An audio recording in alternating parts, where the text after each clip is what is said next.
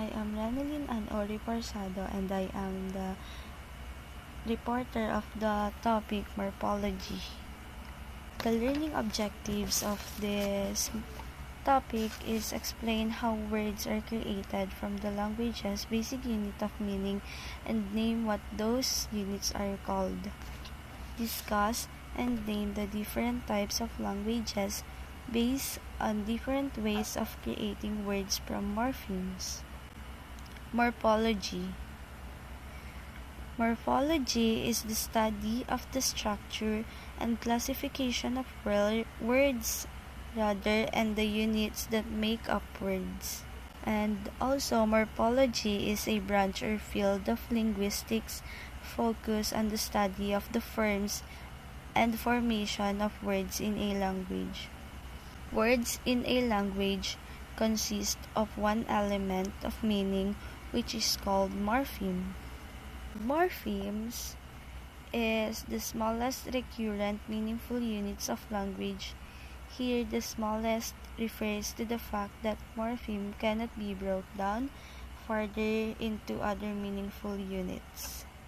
And also, morpheme is the smallest units of meaning in language. For example, the word cat cannot be broken down further into smaller meaningful units, which separate parts or equal meaning of the original word cat. The word cat does have the sound combination at in it, but the meaning of the word at has nothing to do with the meaning of the word cat, and the leftover C has no meaning at all. So, the sound k and a do not add up to the meaning cat.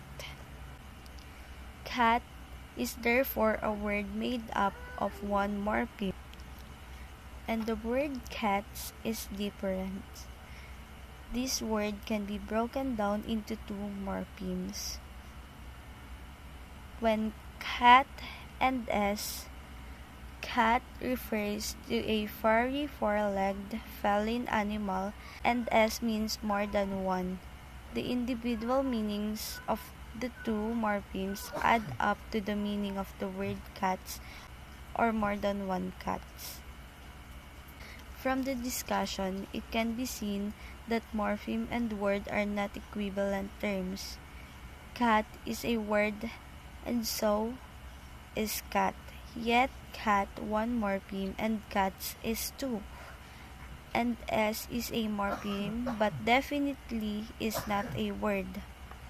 Cat and s are two different types of morphemes. Cat can stand by itself and the meaningful unit s is cannot. And there are two different morphemes. Types of morphemes: the free morphemes and the bound morphemes. A free morphemes is a meaningful grammatical unit that can stand alone. The word cat, in addition to being called a free morpheme, may also called a root. Free morpheme is the one that can be uttered alone with a meaning. For example, the word book, table, deliver, learns, pick. Root. A root is a morpheme usually but not always a free morpheme that serves as a building block for other words and carries the main meaning of those words. The second one is the bound morpheme. The bound morpheme is a meaningful grammatical unit that cannot occur alone. Also, the bound morpheme must be combined with another morpheme to form a complete word. And the added bound morpheme is called affix or affixes. Affix is a bound morpheme that can be added to a root. And affix is a root word that can be added to a root word or base word to add a new meaning. And there are types of affixes. The first one is prefix. Prefix is the affixes that added before the root or the base word. For example, the word an, re, this. If we add an to cover and we have the uncover, unlock, rewrite, and reread.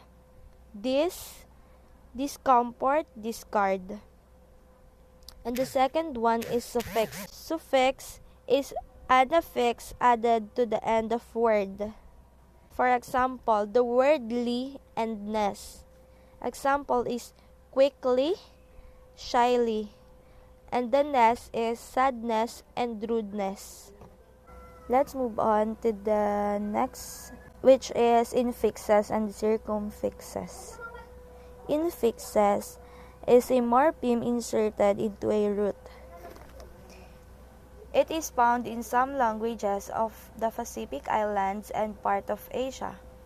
And one of these languages is Tagalog, which is spoken in Philippines.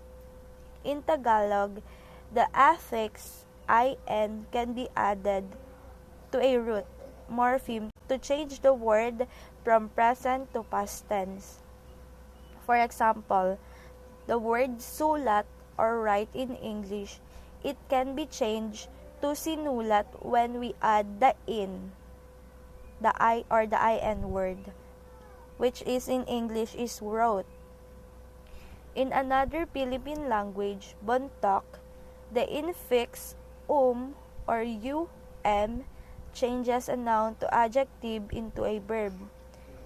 So, the adjective tikas or strong in English changes into a verb to mikas, or in English is he is becoming strong. English generally does not use infixes. However, a process that leads to a words with a morpheme or morphemes included between existing morpheme involves a formation of certain and new obscenities. For example, the words damn and bloody have been used as internal elements in similar manner to the use of infixes to form a words such as fantastic and bloody credible. The second one is circumfixes. Circumfixes is rare in English, but in early modern English, the progressive can be formed by the word a preceding the verb with ing following it. The best example of circumfixes is the wassail song. Here we come a-wassailing, among a leaves so green. Here we come a-wandering, so fair to be seen. Next is compound. Compound is a word made up of two or more roots. Or compound words are formed when two or more roots are joined together and create an entirely new meaning.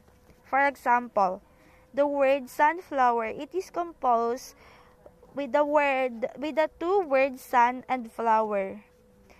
Also, the second word baseball, it is also composed of two words base and ball. There are different types of compound. Closed form compound, hyphenated compound, open form compound, head of a compound. First is closed form compound. Closed form compound is a compound word with no space or hyphen between the different roots. For example, the word grandmother, snowball, mailbox, and inside.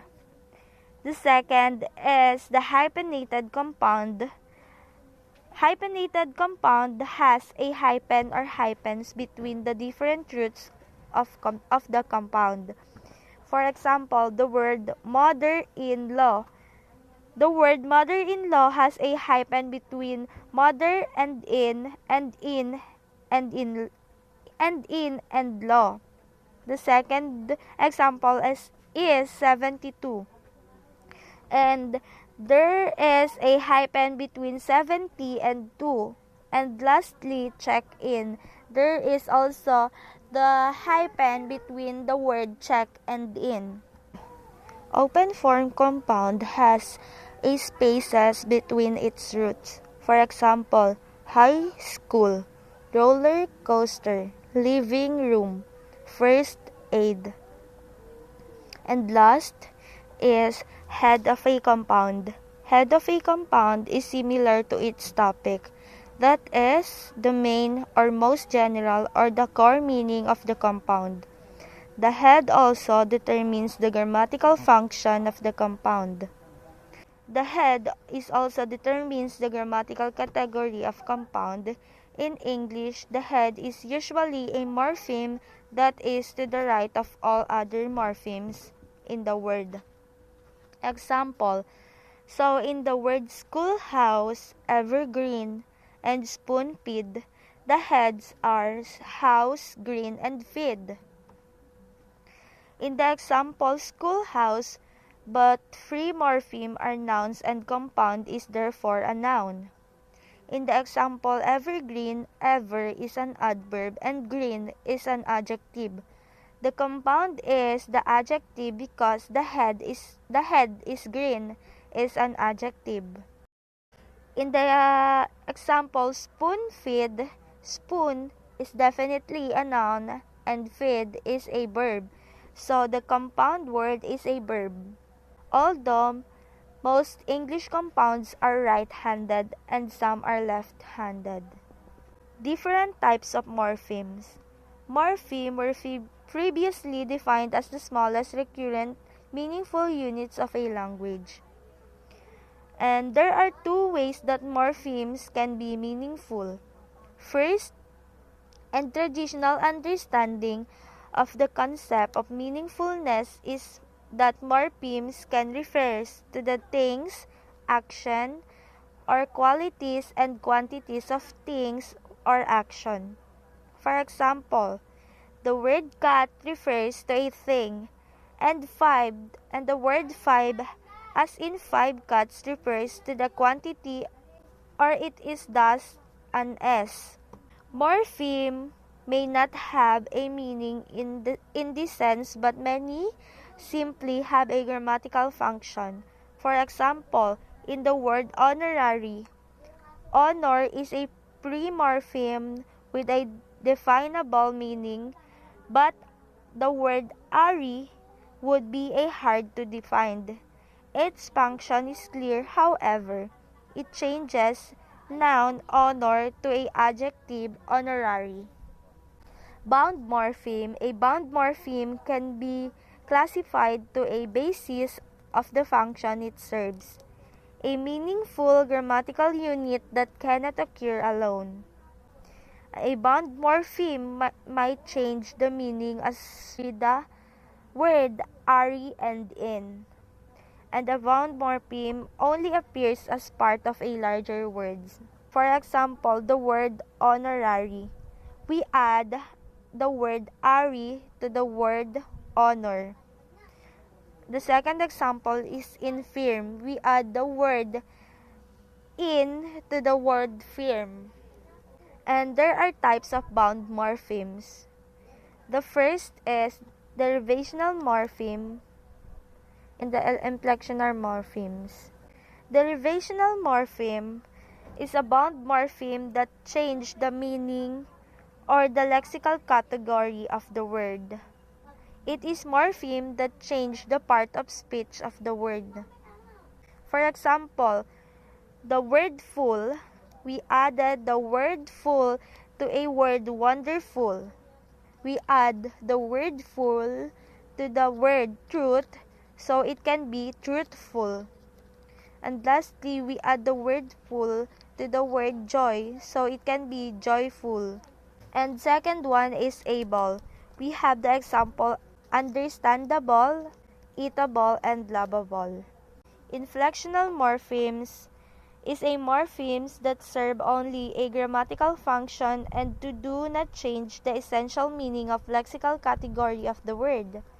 The S in the example cats changes the singular cat to a plural cats.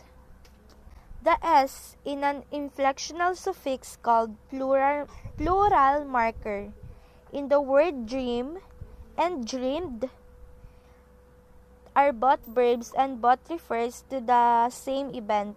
The ed is an inflectional suffix called tense marker. In English, free morpheme greatly outnumber bound morphemes. This is not the case for all languages. Classical Greek, for instance, has a few free morphemes of bound morphemes that are found in English.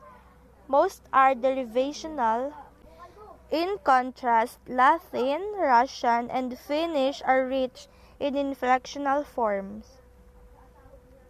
There are only 9 inflectional bound morphemes in English, and they are all suffixes as listed below. For example, the plural marker S, the pens are on the table. The possessive S and S, it was Andrew's car, they are boys' toys. And the third person present singular, he always comes home late. The comparative ER, the milk is fresher than that. The superlative EST, the freshest milk. And the progressive ING, he is walking down the street. The past tense ED, she arrived late. The past participle EN, Jim has beaten his opponents. Allomorphs. Allomorphs is a variation of morphemes. Allomorph of all morphemes are different phonetic form for the same meaning. For the instance, the meaning more than one, which is usually expressed as suffix S in English, can actually pronounce 3 different ways.